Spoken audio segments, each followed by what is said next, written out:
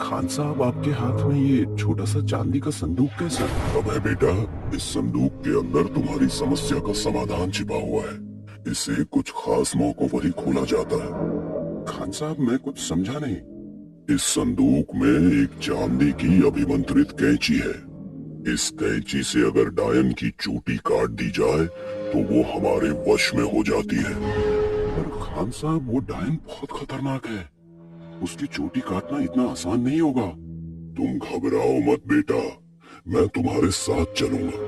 देखता हूँ वो डायन कितनी खतरनाक है। हमें अंधेरा होने के पहले तुम्हारे गांव पहुंचना होगा।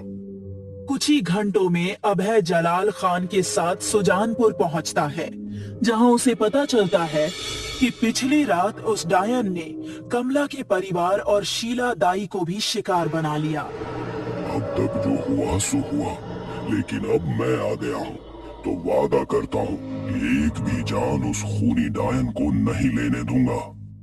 तो फिर आपने आगे क्या करने की सोची है? मैंने सोचा है मैं आज रात ही उस डायन को पकड़ूंगा। मैं जैसा कहता हूँ तुम लोग वैसा ही करना। योजना के मुताबिक रात का अंधेरा गहराते ही जलाल खान अंधेरे में बाहर अकेले निकल पड़ते हैं। उनका आभास मिलते ही डायन प्रकट हो जाती है।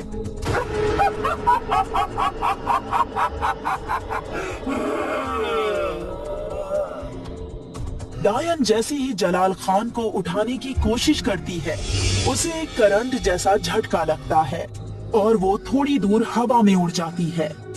आखिर तू आ ही गई ना नापाक डायन। मैं जानता था तू मेरा शिकार करने जरूर आएगी। कौन है तू और इस गांव में क्या कर रहा है? तू तो यहाँ का रहने वाला नहीं लगता। लगता है तू मुझे वश में करने आया है। चला जा यहाँ से। तूने सही पहचाना खूनी डायन। आज तू मेरे हाथों से बच के नहीं जा पाएगी। तू मुझे नहीं पकड़ सकता। मेरी तुझसे कोई दुश्मनी नहीं है। भाग जा यहाँ से तू। देखते ही देखते डायन हवा में कहीं विलीन हो जाती है। तभी एक तरफ छिपे हुए अभय और उसके आदमी जलाल खान के पास पहुंचते हैं। खान साहब, वो तो आपके हाथ से बचकर निकल गई। वो आपको मारना नहीं चाहती। ऐसा क्यों? मेरा शक सही निकला। वो डायन सिर्फ इस गांव वालों से किसी का बदला ले रही है। मैं इस गांव का नहीं हूँ, इसलिए वो मुझे नुकसान नहीं पहुंचाना चाहती। अब आप उसे कैसे पकड़ेंगे?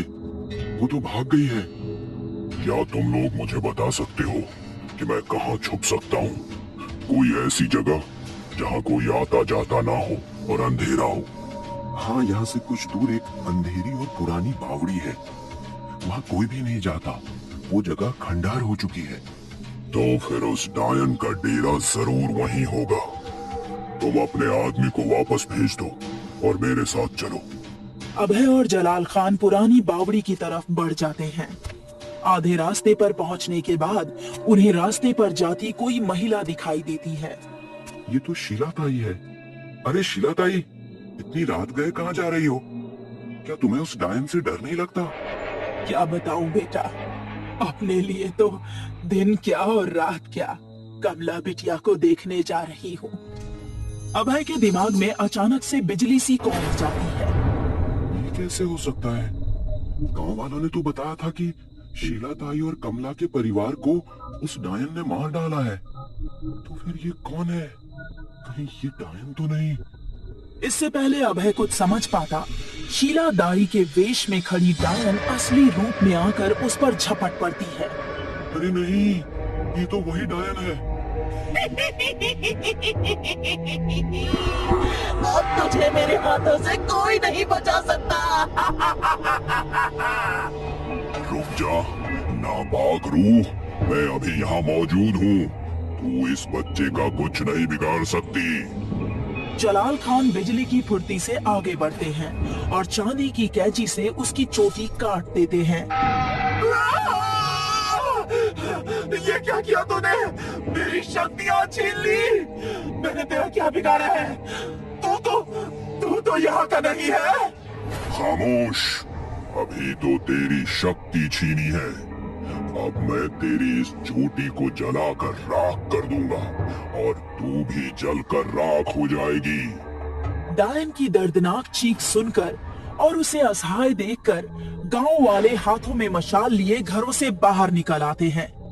मार डालो, जलाकर राख कर दो इस दुष्ट चुड़ैल को। हाँ, जान से मार दो इसे, इसने बहुत घर उजाड़े हैं। मार डालो। गांव वालों को चुड़ैल की तरफ बढ़ते देख ठहर जाओ, कोई कुछ नहीं करेगा इसे। अरे ये क्या कह रहे हैं खान साहब? आप इसे मारने से हमें क्यों रोक रहे हैं? आप भी तो इसे यहाँ मारने ही आए थे ना? मैं बिना वजह जाने किसी की जान नहीं लेता, भले ही वो शैतानी रूह क्यों ना हो। बता डायन, तू इन गांव वालों को क्यों मार रही थी? आखिर क्या बिगाड़ा था इन्होंने तेरा? इन गांव वालों ने मुझ पर बड़ा अत्याचार किया है। बात 100 साल पुरानी है। मैं इसी गांव में अपने पति और 2 बच्चों के साथ रहा करती थी। एक दिन गांव के लोगों ने मुझे डायन घोषित कर दिया। मैंने लाख सफाई दी कि मैं डायन नहीं हूँ, मुझे छोड़ दो, पर ये लोग नहीं माने और मुझे और मेरे परिवार को हमारे ही घर में जिंदा जला दिया। पर जिन्होंने तुझे जिंदा जलाया था, उनमें से सारे लोग अब मर चुके हैं। 100 साल पुराना कोई भी इंसान अब इस गांव में मौजूद नहीं है। फिर तू क्यों इन बेकसूर लोगों की जान ले रही है? जिस तरह इस गांव के लोगों ने मेरे हंसते खेलते परिवार की खुशियां छीन कर हमें अकाल मौत मरने के लिए मजबूर कर दिया था, तभी मैंने कसम खाई थी कि मैं इस गांव का अस्तित्व ही मिटा डालूंगी। अब तक तूने अपनी नादानी के चलते जो किया सो किया, पर अब तेरा ये मौत का सिलसिला यहीं खत्म कर दे, नहीं तो तुझे इसी वक्त जलाकर भस्म कर दूंगा, समझी तू? मेरी चोटी वापस कर दे खान। मैं आज के बाद इन गांव वालों की जान नहीं लूंगी और मरने वाले सभी गांव वालों की अस्थियां भी लौटा दूंगी। बता, मरने वाले गांव वालों की अस्थियां कहाँ छुपाई है तूने? और वादा कर कि आज के बाद तू कभी किसी की जान नहीं लेगी। मैं वादा करती हूँ कि आज के बाद किसी की जान नहीं लूंगी और मरने वाले सभी लोगों की अस्थियां पुरानी बावड़ी के तहखाने में मिल जाएंगी। खान साहब, इस डायन की बात का भरोसा कभी मत करना। ये जरूर धोखा देगी और फिर से गांव वालों की जान लेगी। डरने की जरूरत नहीं है अभय। डायन कभी किसी से झूठा वादा नहीं करती और अपना ठिकाना कभी नहीं बताती। ये सच कह रही है। हम पहले पता लगाएंगे कि ये डायन सच कह रही है या नहीं।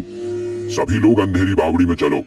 अंधेरी बावड़ी में मशाल लेकर जब सभी गांव वाले नीचे पहुंचते हैं तो वहां का नजारा देखकर कांप उठते हैं। चारों तरफ नर कंकाल फैले हुए थे। उनके पहने हुए कपड़ों से गांव वालों ने अपने परिजनों की पहचान की। नए सरपंच अभय भैया की जय हो। उन्होंने न केवल खूनी डायन से गांव वालों को बचाया, बल्कि हमारे परिजनों के शव भी दिलवा दिए। अब हम उनका अंतिम संस्कार कर सकेंगे। सुजानपुर गांव अब डायन के आतंक से मुक्त हो चुका था। जलाल खान डायन की चोटी उसे लौटा देते हैं और डायन अपनी शक्ति मिलते ही हमेशा के लिए उस गांव को छोड़कर चली जाती है। खान साहब, आपका बहुत बहुत शुक्रिया जो आपने हमारे गांव को इतनी बड़ी मुसीबत से बचाया। आपका एहसान रहेगा हम लोगों पर। अभय बेटा, जो होता है ऊपर वाले की मर्जी से होता है। मैं अब निकलता हूँ। तुम इस गांव की तरक्की की नई शुरुआत करो।